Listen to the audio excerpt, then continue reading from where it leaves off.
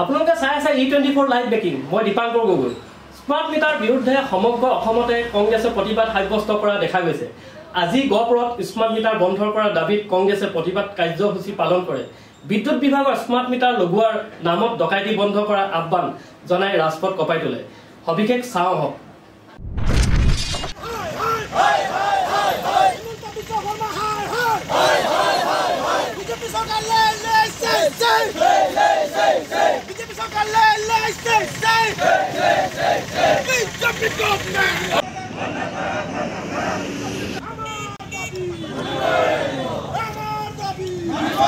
গহপুৰত smart meter বন্ধ কৰাৰ দাবীত বুধবাৰে গহপুৰ কংগ্ৰেছে তীব্ৰ প্ৰতিবাদ সাব্যস্ত কৰে অত্যাধিক মূল্যবৃদ্ধি আৰু APDSLৰ কৰ্মকাণ্ডই সাধাৰণ ৰাইজক ৰাম টাঙুন দিয়াক লৈ প্ৰতিবাদমুখৰ হৈ পৰে গহপুৰ কংগ্ৰেছ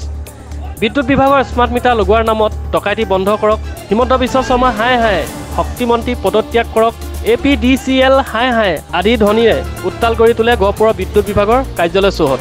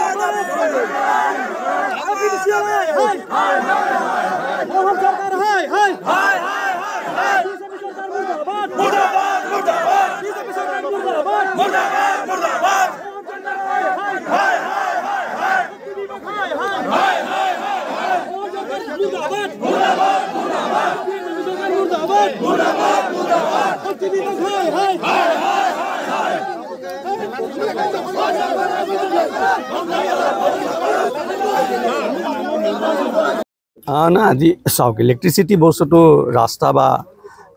হেল্থ বা এডুকেশ্যনৰ নিচিনা নহয় এইটো জনসাধাৰণৰ উশাহ নিশাহৰ লগত কথা আছে আৰু ইলেক্ট্ৰিচিটি যদি সস্তা নহয় আমাৰ প্ৰডাকশ্যন কেনেকৈ বাঢ়িব গোটেই পৃথিৱীৰ সকলোতে ইলেক্ট্ৰিচিটিৰ সেইটো কমিহে গৈছে দিল্লীটো ফ্ৰীয়ে দি দিছে কিন্তু উল্টা আমাৰ ইয়াত অসম চৰকাৰে আকৌ ইলেক্ট্ৰিচিটিৰ ইউনিটটো বঢ়াই গৈ আছে আৰু যিটো স্মাৰ্ট মিটাৰৰ কথা হৈছে আচল সমস্যাটো হৈছে প্ৰিপেইড স্মাৰ্ট মিটাৰ আমি তাৰমানে আগতে পইচাটো জমা দি ইলেক্ট্ৰিচিটি জ্বলাব লাগিব আৰু যিদিনা পইচা শেষ হ'ব ইলেক্ট্ৰিচিটি ডিছকানেক্ট হৈ যাব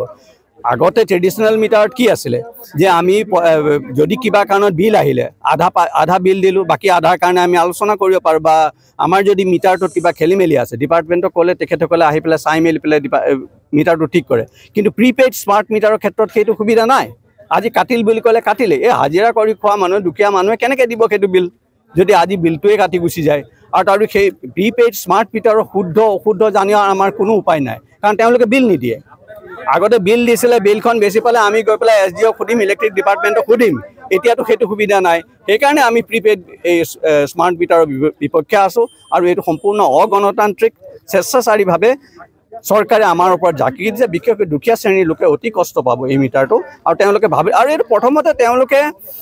কমাৰ্চিয়েল বা ইণ্ডাষ্ট্ৰিয়েল ইউনিটতহে লগাব লাগে তাত যদি বেনিফিট হয় তেতিয়া তুমি ডমেষ্টিকত আনিব লাগে প্ৰথমেই ডমেষ্টিকত দিয়াৰ কি অৰ্থ দুখীয়া মানুহখিনি কষ্ট দিয়াৰটো কোনো প্ৰথমে ফেক্টৰীত দিয়ক